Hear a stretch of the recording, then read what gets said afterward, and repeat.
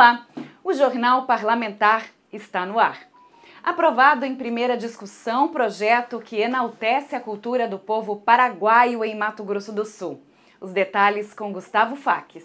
Proposta do deputado João Henrique do PL inclui no calendário oficial de Mato Grosso do Sul o Dia Estadual da Polca Paraguaia e da Guarânia, a ser comemorado no dia 15 de maio de cada ano. Esse projeto é importante para o fortalecimento da nossa cultura do Mato Grosso do Sul, uma vez que a polca paraguaia, a guarânia, são ritmos musicais trazidos pelos nossos irmãos paraguaios, que de forma intrínseca entrelaçam a nossa cultura, inclusive pela proximidade com a nossa fronteira. E a polca é um gênero musical que surgiu do encontro do repertório campesino paraguaio, que foi devagarzinho configurado nas zonas rurais, a partir das heranças musicais remanescentes do período das reduções jesuísticas, da música tradicional espanhola daquela cultura, com as danças de salão importadas da Europa no século XIX. Então, é um projeto muito legal, muito importante, esse reconhecimento cultural no nosso Mato Grosso do Sul com os nossos irmãos. A polca paraguaia e suas derivações como guarânia e o chamamé são gêneros musicais que representam importantes aspectos da identidade cultural sul-matogrossense. A gente que participa sempre de eventos sabe o quanto que as pessoas gostam de dançar uma polca. Parabéns, viu, João? Realmente, a guarânia, a polca paraguaia, são patrimônios nossos, né? Graças aos irmãos paraguaios. Essa é uma cultura aqui da nossa fronteira, né? Estou falando aqui de Dourados. Dourados fica a poucos quilômetros da nossa fronteira. Nós temos toda essa influência aí e realmente esses ritmos ditam muito os bailões que acontecem em nosso estado. Deputado Pedro Kemp pede ao Poder Executivo destinação de recursos para instalação de equipamentos de fornecimento de energia elétrica a entidades filantrópicas. O deputado estadual Pedro Kemp, do PT, durante as explicações pessoais, fez uma indicação ao governo do estado, solicitando a aquisição de sistema de energia solar para atender as entidades que atuam na área de educação especial em Mato Grosso do Sul. Ele sugeriu a utilização de recursos das emendas parlamentares para a compra dos equipamentos. A medida deve ajudar as entidades a reduzir os custos com energia. Algumas entidades estão interessadas em instalar as placas de energia solar fotovoltaica para justamente economizar nas contas de energia e, com isso, os recursos que hoje são pagos em energia elétrica, muitas vezes as contas chegam a R$2.000, R$3.000 por mês. Esse recurso seria destinado a outras despesas das entidades, que são entidades filantrópicas que vivem de contribuições, de doações e muitas vezes com a ajuda das nossas emendas parlamentares para aquisição de materiais, de equipamentos. Então, nós estamos hoje com essa dificuldade porque a Secretaria de Governo não está aceitando a instalação de placas de energia elétrica solar e as entidades veem como uma necessidade para, inclusive, diminuir os custos de manutenção das suas instalações. Então, é uma reivindicação que nós estamos apresentando para a Secretaria de Governo. Comissão de Constituição, Justiça e Redação analisou 9 projetos na última sessão ordinária. 6 propostas receberam pareceres favoráveis e seguem para análise dos deputados em plenário. Os membros da CCJR emitiram parecer favorável ao projeto de lei de autoria do deputado Evander Vendramini, do PP, que altera a Lei Estadual 5.163 de 2018, que dispõe sobre a obrigatoriedade de profissionais de odontologia nas UTIs. A proposição visa assegurar a saúde dos pacientes internados em unidades de terapia intensiva, nos hospitais públicos e privados. O atendimento deve ser realizado somente por cirurgião dentista devidamente habilitado e caberá ao profissional atuar na prevenção e na emergência aos pacientes. O projeto de lei em destaque foi apresentado em emenda substitutiva integral número 01, de autoria do eminente deputado Evander Vendramini, a qual foi relatada favoravelmente por este deputado. Na reunião da CCJR, quando da leitura do voto, o presidente da referida comissão, o deputado Gerson Claro, solicitou vistas do processo, a qual foi concedida. No prazo de vistas, a atuante deputada Mara apresentou emenda substitutiva integral 02, objeto do presente parecer. A mencionada emenda altera o parágrafo 1º do artigo 1º com a retirada da expressão a que se refere este artigo do texto original. A emenda substitutiva integral 02 acrescenta o parágrafo 2º ao artigo 1º da Lei 5.163, de 20 de março de 18, mediante a seguinte redação. Parágrafo 2º. Assistência odontológica de que trata o parágrafo 1º deste artigo será prestada por profissional habilitado de acordo com a regulamentação expedida pelo Conselho Federal de Odontologia. De acordo com a emenda analisada, a cláusula de vigência passa a ser de 180 dias após sua publicação.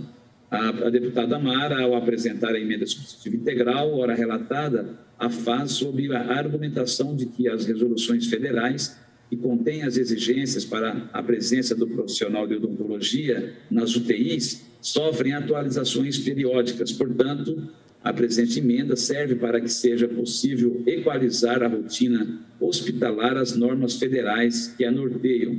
Ainda de relatoria do deputado Rinaldo Modesto, está apto a regular tramitação o projeto de lei do presidente e deputado Paulo Correia, do PSDB, que declara de utilidade pública estadual a Associação Educacional, Cultural e de Pesquisa Arte e Vida.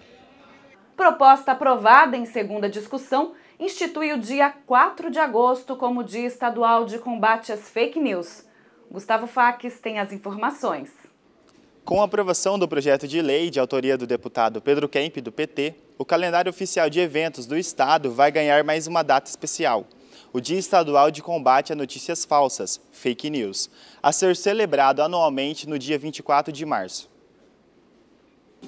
Nós temos que combater todo tipo de fake news, todo tipo de mentiras e notícias falsas que têm feito muito mal ao nosso país, tanto na esfera da política quanto na esfera da educação, da saúde e de outras áreas.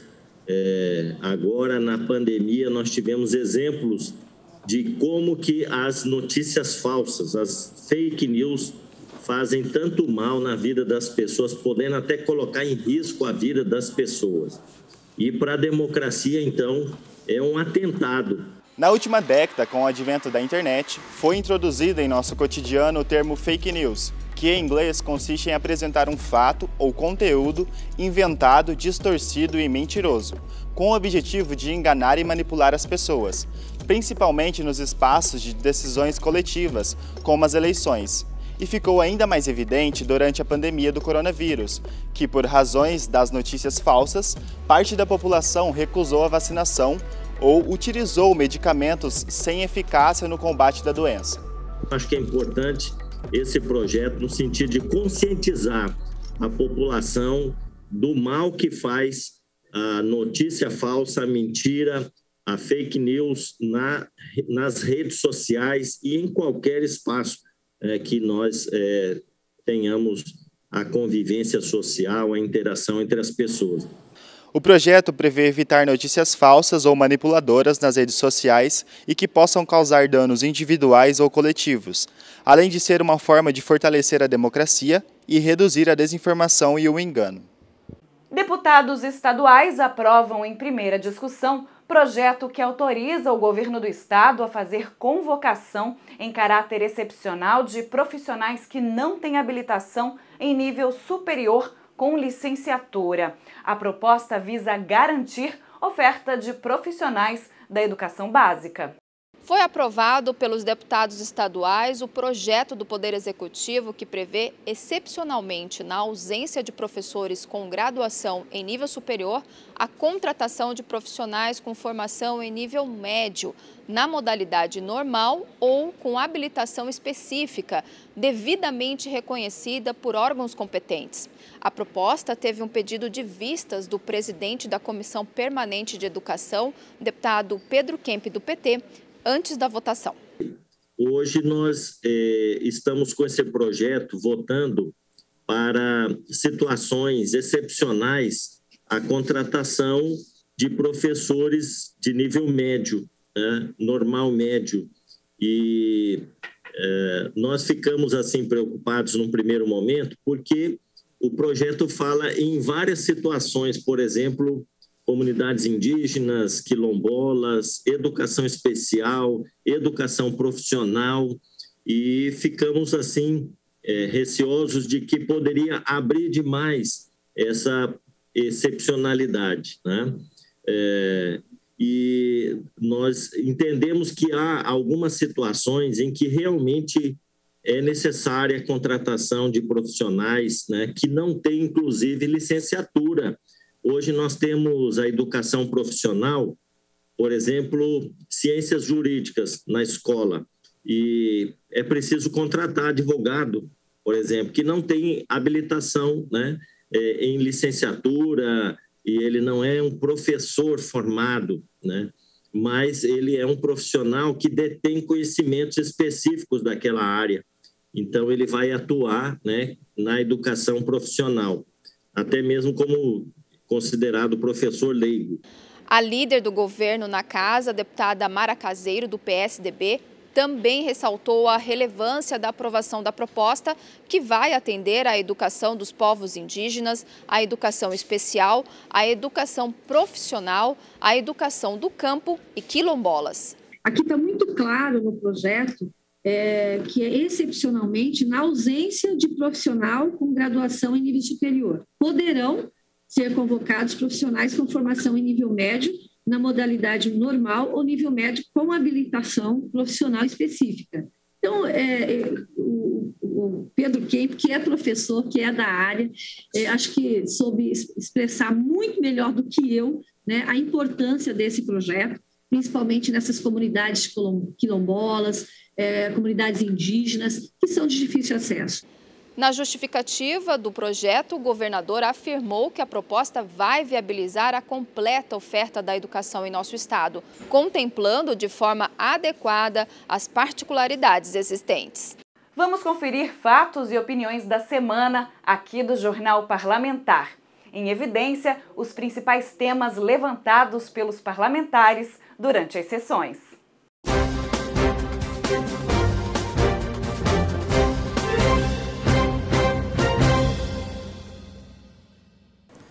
Faço hoje aqui um requerimento à mesa para que seja encaminhado ao excelentíssimo senhor Vitor Godoy Veiga, ministro da Educação, com cópia ao excelentíssimo senhor Marcelo Turini, que é o reitor da Universidade Federal aqui do Mato Grosso do Sul, para que sejam tomadas providências, senhor presidente, e que essas pessoas possam prestar os devidos esclarecimentos quanto à existência de campanha contra o atual presidente da República, Jair Bolsonaro, em aulas ministradas junto à Universidade Federal de Mato Grosso do Sul.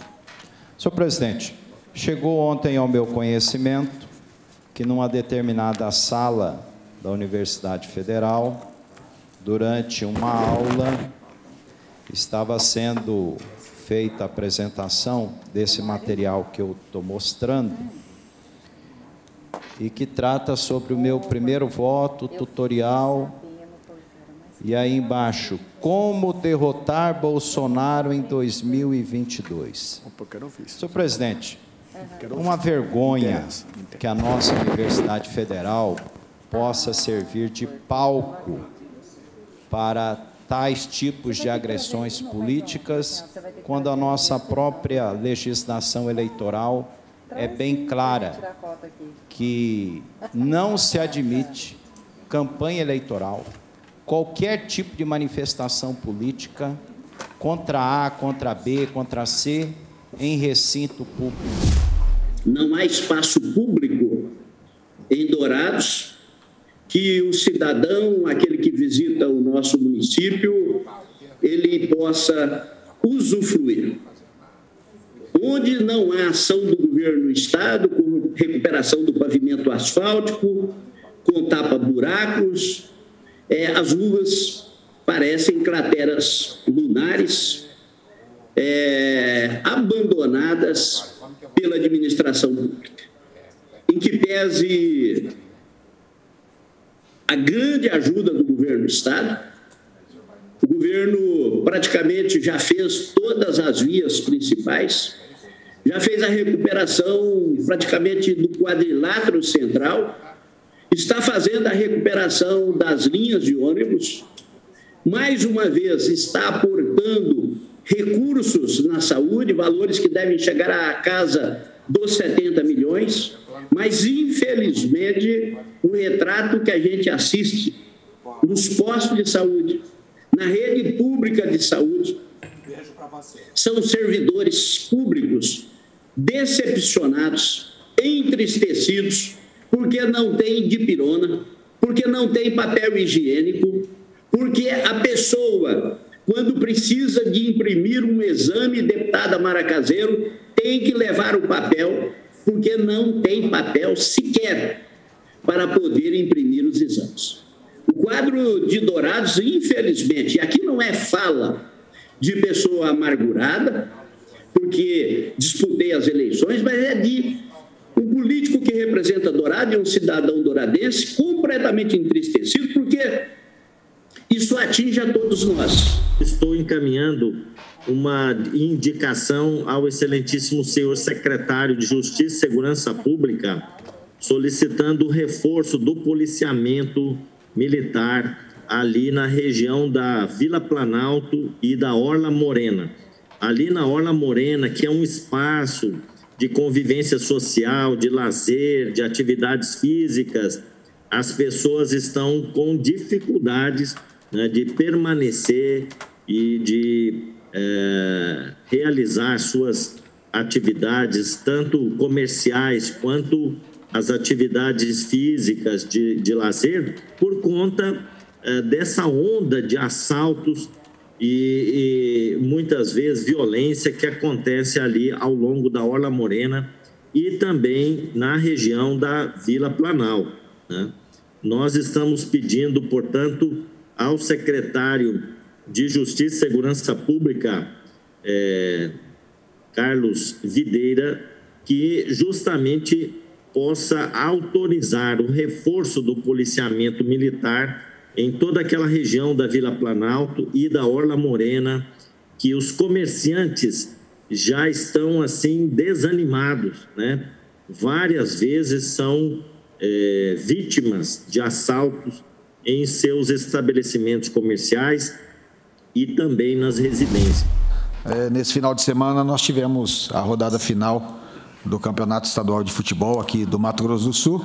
Eu não poderia deixar de destacar a participação, né, do Operário Futebol Clube, que foi campeão estadual pela 12ª vez aqui no nosso estado. É o maior campeão estadual do Mato Grosso do Sul. Então, em nome do presidente, o senhor Estevão Petralhas, eu quero cumprimentar toda a diretoria, Coronel Nelson também, em nome deles, cumprimentar toda a diretoria do Operário Futebol Clube, cumprimentar os jogadores, comissão técnica e a torcida também do Operário que lotou o Estádio Noroeste em Aquidauana. Amanhã eu vou fazer a leitura também da torcida, que incentivou o time em todo instante e ajudou para que o Operário vencesse essa rodada final. O time de Aquidauana por 3-1 e conquistasse esse título. Também destacar o time do Naviraí, foi vice-campeão, parabenizando todos os clubes, mas em nome do Operário Futebol Clube e do Naviraiense, eu quero saudar a todos os clubes que lutam com muitas dificuldades para fazer o futebol profissional aqui no nosso estado. Quero aqui enaltecer o acontecimento do 17º Festival. É o Festival de Cinema do Vale do Ivinhema, que acontece há 17 anos na Fundação Nelito Câmara. Esse festival tem envolvido todo o público jovem de Ivinhema e de toda a região e tendo repercussão até estadual, onde existe várias amostras de cinema. Participei da sua abertura no domingo, onde foi lançado um filme, O Dom do Vale, né, um filme de curta-metragem que teve a participação do grande cineasta do nosso estado, Joel Piscini, e que teve a produção do Ricardo Câmara, que foi um filme dirigido por ele. Além disso, são vários filmes que são apresentados nessa mostra e depois existe uma competição ao final do evento. Esse ano, com a participação do Arnaldo Antunes, também vários cineastas renomados do nosso estado, participação da Orquestra Municipal de Campo Grande e vários profissionais que têm um debate franco e aberto com os jovens. É apresentado o filme desses cineastas e depois é aberto ao público para ser discutido como que foi feito, o que significa determinados temas, enfim. É um festival, de fato, que engrandece todo o senso crítico de toda uma região e que tem feito história no Vale do Ivinhema. Mas nós sabemos que tem muitos casos que acontecem e as nossas mulheres muitas vezes não têm coragem de denunciar. Nós temos vários relatos, vários depoimentos de mulheres que já foram acochadas, que já foram assediadas nos seus ambientes de trabalho, que isso lhe trouxe depressão, tristeza profunda e muitas vezes até pedido de demissão desse trabalho, ficando desempregada em função desse tipo de atitude. Então, isso é inadmissível. Nós temos que trabalhar, nós temos que debater e nós temos que conscientizar, né, os homens de que nós, mulheres, precisamos e queremos respeito, apenas isso. Você fazer um elogio com respeito, com carinho, é uma coisa. Agora, você exceder num abuso, assediando essa mulher moralmente ou sexualmente, isso não é bom, né? E isso pode acabar, inclusive, com o profissional dessa mulher, né? Então, nesta audiência pública, nós teremos vários profissionais, tanto no poder público, como também médicos, psiquiatras, psicólogos, que estarão falando do que isso pode causar nessa mulher, né? E como que a gente pode combater, como que a gente pode denunciar, e inclusive mantendo o emprego dessa mulher, porque muitas vezes ela não denuncia, por quê? Porque tem medo de perder o emprego, é a única fonte de renda dela, né? E continua nesse ciclo, entra numa depressão, numa tristeza profunda, muitas vezes tendo que fazer tratamento, levando essa mulher a perder a sua vida funcional, né? Então, senhor presidente, no dia 24 de maio, nós estaremos debatendo esse assunto aqui, era para ser no dia 2 de maio, que é o Dia, né, Estadual de Combate ao Assédio Moral e Sexual contra as nossas mulheres no ambiente de trabalho, mas nós vamos fazer dentro do maio, no dia 24 de maio, às 14 horas, no plenário Júlio Maia, aqui da Assembleia Legislativa. Eu entrei hoje com um projeto de lei que altera a redação do inciso 3º do artigo 130 da Lei Estadual número 1102, de 10 de outubro de 1990. O artigo 1º do inciso 3º do artigo 130 da Lei Estadual número 1102, de 10 de outubro de 1990, passa a vigorar com a seguinte redação. Artigo 130. Conceder-se a licença no inciso 3º, pela maternidade ou pela adoção de criança, inclusive no caso de desempenho de mandato classista, previsto no artigo 156, sem que a aludida licença importe em perda do mandato. Então, nós entramos com esse projeto de lei. Peço que todos os nossos deputados possam ajudar a aprovar esse projeto, entenda a importância disso para as nossas mulheres que hoje estão aí exercendo mandato classista, para que elas possam ter o mesmo direito à licença à maternidade, principalmente no que diz respeito à amamentação, a importância da mulher poder estar com o seu filho nesses primeiros meses de vida, né? E fazer a sua dedicação exclusiva a essa criança, a esse filho.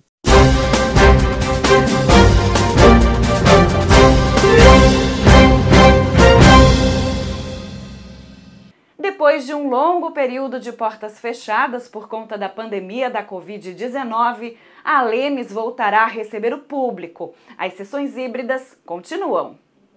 A partir de segunda-feira, 2 de maio, a Assembleia Legislativa de Mato Grosso do Sul estará novamente de portas abertas para a população, após mais de 2 anos de fechamento por conta da pandemia. Para nós é motivo de muito orgulho, eu, o primeiro secretário, a mesa diretora, o segundo secretário, Herculano Borges, Zé Teixeira, primeiro secretário, de que a gente possa receber novamente o público aqui na nossa casa. Acho que toda a Assembleia está preparada para isso. Nós fizemos vários testes durante a pandemia e chegamos a um denominador comum depois de termos sofrido 2 baixas importantíssimas aqui, 2 deputados estaduais durante esse período, e a gente ficou muito triste com isso, e também na hora que nós detectamos no meio do Omicron, que é a nova cepa aí do Covid-19, que estávamos trabalhando aqui e tinham 13 pessoas com Covid dentro da nossa casa. Detectamos isso porque fizemos os testes, e aí nós temos aí o agradecimento à Federação das Indústrias, lá o Sérgio Tony, que nos concedeu a possibilidade de fazermos os testes rápidos aqui. O presidente da Lemes, deputado Paulo Correa, do PSDB, justificou que mesmo com a reabertura da casa, as sessões mistas devem continuar em formato híbrido. Aprovamos para que seja mista a possibilidade de ter algum deputado no interior, ou que tenha algum deputado que não queira vir aqui na sessão presencial. A Assembleia, nessa 11ª legislatura, foi efetivamente guerreira, aprovou aí tudo que foram os projetos de interesse do povo do Mato Grosso do Sul, em tempo hábil, inclusive fazendo mutirões para que a gente pudesse, tanto no meio do ano quanto no fim do ano, que o número de projetos aumenta. A Assembleia foi muito partícipe e prestou o serviço que o povo nos elegeu para estar prestando serviço aqui. Com a decisão favorável da maioria dos deputados, fica liberado para toda a população acompanhar o trabalho do Legislativo Estadual presencialmente, sem impedimentos. No entanto, as medidas de biossegurança permanecem. Tentar manter o distanciamento social, tentar manter o álcool em gel, a possibilidade das pessoas usarem ou não máscara, mas facultado a elas o direito de escolher se querem ou não usar, e o plenário com todas as prevenções possíveis que a ciência manda tomar. Se Deus quiser, quero convidar todo o povo do Mato Grosso do Sul a estar aqui com a gente, quem puder estar, convidar também a imprensa, que nos ajudou sobremaneira, né? E agradecer a todos os funcionários da casa, desde o mais graduado ao funcionário que possibilita que a gente tenha a limpeza do nosso prédio, desde a TV Assembleia, a Rádio Assembleia, o site, né? As secretarias que funcionam, a secretaria que trata do nosso financeiro, o departamento pessoal, do jurídico e legislativo, que fazem com que aconteçam todos os projetos aqui. Só agradecimento nesse momento e uma noção de dever cumprido muito grande. O povo do Mato Grosso do Sul pode contar com os 24 deputados dessa casa. A TV Lemes estreia essa semana o programa Fazendo Arte, que vai contar o trabalho da artista plástica Marilena Grolli. A arte, ela tem que propor algum tipo de reflexão, algum tipo de diálogo, e ela não é puramente estética e ela nem deve ser. A arte, para mim, é a mais verdadeira e autêntica e preciosa expressão humana. Conhecida pelas grafitagens em muros, telas e também por usar seu talento para dar forma a qualquer material reciclável, a artista plástica e grafiteira Marilena Grolli já realizou diversas exposições e mostrou sua produção artística no Brasil e fora dele.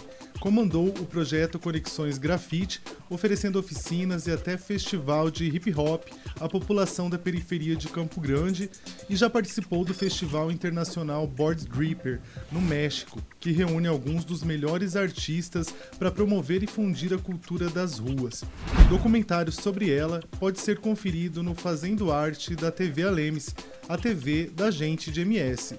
Fique ligado!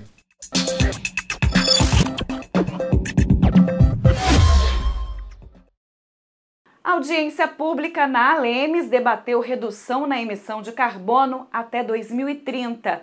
Mato Grosso do Sul é o primeiro estado do Brasil a realizar uma audiência pública sobre como os estados podem implementar a NDC, uma contribuição nacionalmente determinada brasileira que, em linhas gerais, a finalidade é diminuir as emissões de carbono até 2030, um compromisso firmado entre vários países no Acordo de Paris.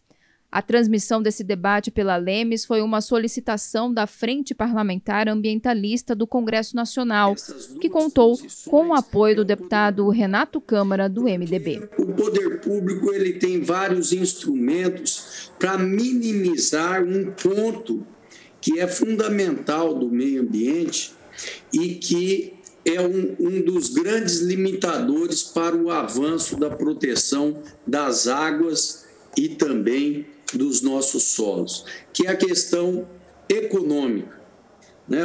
O produtor, quando se fala em recuperar, quando se fala em fazer as práticas corretas agronômicas, ele já pensa que é mais um encargo que ele está assumindo.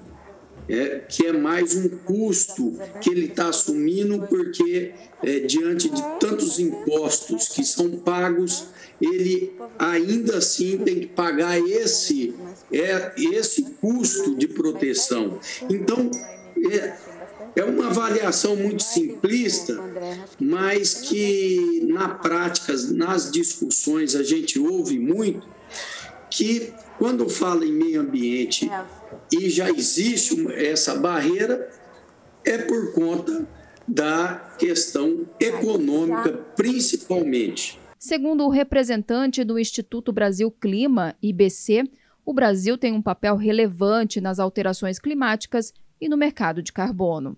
O Brasil desempenha, de fato, um papel de protagonismo, né? Como você bem colocou, desde 72. 72 foi um fracasso, depois, a partir de 92, o Brasil sempre esteve presente de forma muito ativa nas negociações internacionais. O Brasil tem um papel muito relevante na consolidação do regime internacional de mudanças climáticas. E é importante a gente dizer isso para mostrar, de fato, a relevância do país, e não só do país, mas também dos entes subnacionais. Para alinhar os temas discutidos com a realidade climática e de produção de Mato Grosso do Sul, o diretor da FamaSul, Lucas Galvão, destacou a visão do produtor rural para cumprir as metas ambientais exigidas.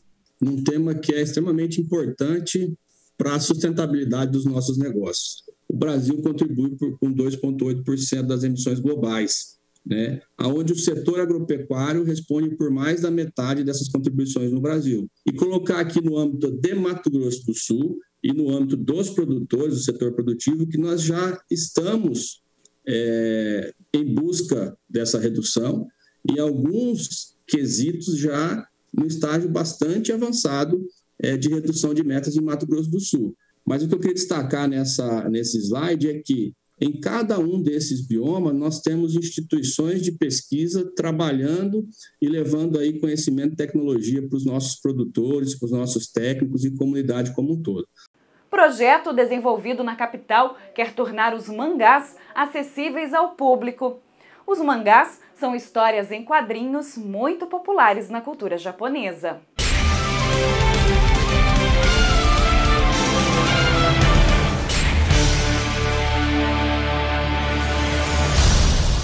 A Bíblia Biblioteca Estadual Isaías Paim, que fica no prédio da Fundação de Cultura de Mato Grosso do Sul, em Campo Grande, recebeu recentemente uma coleção de 792 mangás doada pela Fundação Japão, em São Paulo.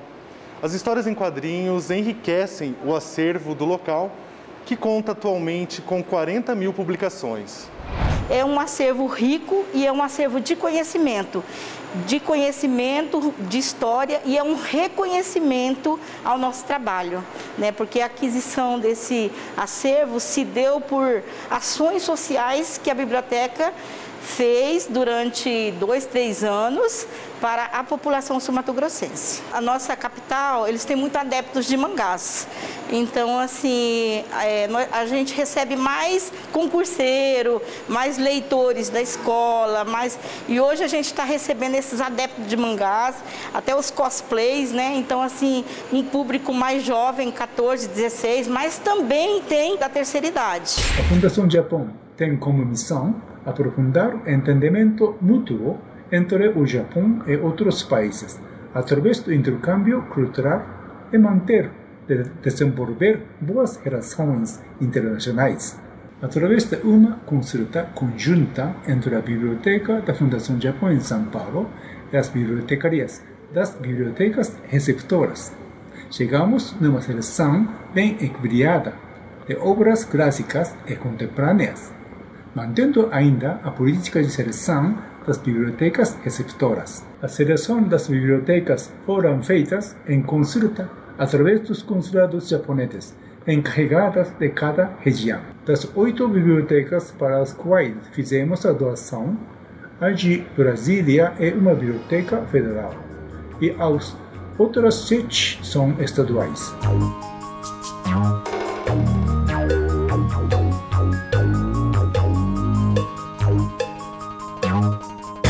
Os mangás são histórias em quadrinhos feitas no estilo japonês, sendo que muitos deles dão origem a desenhos animados produzidos no Japão, conhecidos como animes.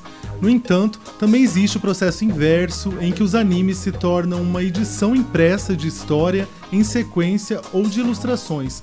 O historiador Rafael dos Anjos teve seu primeiro contato com os mangás na adolescência e nunca mais parou de consumi-los. Para ele, essa forma de expressão artística influencia diversas mídias e constrói uma identidade única para o povo japonês. De forma geral, são 5 características principais que definem um mangá e um anime.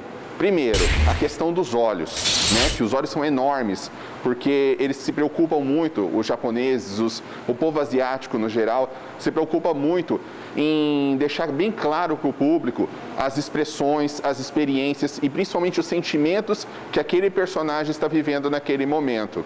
Segundo, o formato do rosto, que eles têm uma variedade enorme de formatos, de narizes, de boca. Em terceiro, a questão do cabelo. O cabelo dos personagens geralmente assim é bem colorido, bem espetado, uma coisa assim bem rebelde em alguns casos. Em quarto, a questão da vestimenta, que muitas vezes é até engraçado, desafia completamente as leis da física, com roupas, com mantos gigantescos, com que parecem flutuar mesmo com a ausência dos ventos. E quinto, e talvez seja, eu particularmente acho mais importante, que é a questão do cenário onde se passam as histórias. Que os japoneses, o povo asiático no geral, eles têm muito essa questão de que deve se aliar o tradicional, a questão da história mesmo deles, da questão da fauna, da flora, montanhas, florestas, com as tendências cada vez mais modernas do mundo. Então, não se espante se você ver um mangá, um anime que, por exemplo, trabalha. De um lado tem os deuses, tem os monstros, e do outro tem todo um cenário futurista, com ciborgues, com androides, com monstros nascidos da fissão nuclear. E assim, é muito bom essa interação, essa coisa que os japoneses têm. É muito interessante essa coisa deles aliarem o tradicional com o futurista. O Japão pós Segunda Guerra Mundial, ele começou a se abrir para o mundo. Então, muito da arte, muito dos elementos folclóricos do Japão foram encomendados por países que estão desde a Europa, Estados Unidos e, mais recentemente, o Brasil. E que o boom mesmo foi nos anos 90, né? Então, a busca por culturas que se afastassem cada vez mais da Europa e da América do Norte, se aproximassem de culturas pouco exploradas como o Oriente, foi cada vez mais requisitada. Então, mangás que exploram muita temática da história japonesa, da história chinesa, aí a gente pode citar, por exemplo, Samurai X, o próprio Dragon Ball Z, que é inspirado num conto folclórico chamado A Jornada do Oeste, a tendência do momento, que é Naruto, com seus ninjas, seus ninjutsus, seus jutsus. E no cenário futurista também, a presença de mangás como, por exemplo, Ghost in the Shell, que é o Fantasma do Futuro, DNA ao Quadrado, entre outros. A estudante Sofia tem 18 anos e lê mangás desde os 13, quando assistia animes. Quando começou a lê-los, não era muito fã, mas depois pegou o gosto. Para ela, os mangás simbolizam um escape da realidade e uma forma de relaxar. Eu acho que representa muita diversidade, primeiro por conta da quantidade de gêneros e temas que os mangás têm e também pela faixa etária de pessoas que consomem. Porque, por exemplo, no Japão, os mangás eles são publicados em revistas e qualquer pessoa compra, tipo, desde crianças até idosos. E então são muitas pessoas que consomem e os temas são muito, muito variados. Existe mangá sobre tudo, sobre qualquer coisa que você pode imaginar, pode apostar que vai ter um mangá sobre isso. E vai ter tipo, uma história muito incrível por trás, um enredo que vai te prender, personagens que são muito cativantes e eu acho isso muito incrível. Entre o gênero tipo terror, comédia, romance, e aí, então assim, são muitos, é um leque enorme. De tudo que você gosta, você vai achar um mangá sobre isso. Aqui a gente consome muito mangá no Brasil, tanto que as editoras elas começaram a vender mais aqui no Brasil pelo aumento de pedidos das pessoas e falar, ei, traz esse mangá pra cá, a gente quer. Então, por isso que eles começaram a vender mais. Então, eu acho que é muito, muito importante e muito legal. A tradição dos mangás e animes também está ligada aos famosos cosplayers, que são aquelas pessoas que se vestem como seus personagens preferidos. Bom, basicamente cosplay é quando você se veste igual a um personagem de um anime, mangá, um filme, série, qualquer coisa. E pode ser desde, sei lá, você pegar uma peruca que você tem em casa e uma roupa que seja parecida ou alguma coisa mais profissional. Tanto que existem concursos de cosplay que são, tipo, profissionais mesmo. Tem gente que trabalha disso, que ganha dinheiro com isso. Mas, assim, eu acredito que cosplay seja uma coisa para se divertir. É a primeira vez que eu faço e eu sempre quis fazer porque eu acho que é uma coisa divertida. Você tá lá, sei lá, assistindo um anime, lendo um mangá e vê um personagem que você acha, sei lá, bonito, legal, que você se corresponde com ele de algum jeito, que é essa personagem que eu tô vestida, que é a Uraraka Ochako, do anime Boku no Hero Academia, e que eu me identifico com ela, porque ela é tipo, uma pessoa extrovertida, mas tímida ao mesmo tempo, e ela é muito forte e ela decide virar uma heroína para ajudar os pais dela, que ela quer ganhar dinheiro para ajudar os pais dela. Então eu me identifiquei porque eu achei ela legal e engraçada. Então, sei lá, eu acho que é isso, é você se divertir, rir com seus amigos, e eu acho que se você achar um personagem legal e você quer ser igual a ele e, sei lá, fugir um pouco da realidade.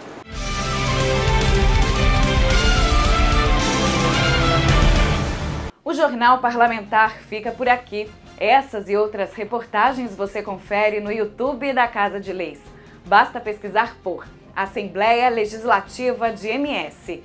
Siga nossas redes sociais, Instagram, Facebook e Spotify. Mais informações no al.ms.gov.br. TV Alemes, a TV da gente de MS.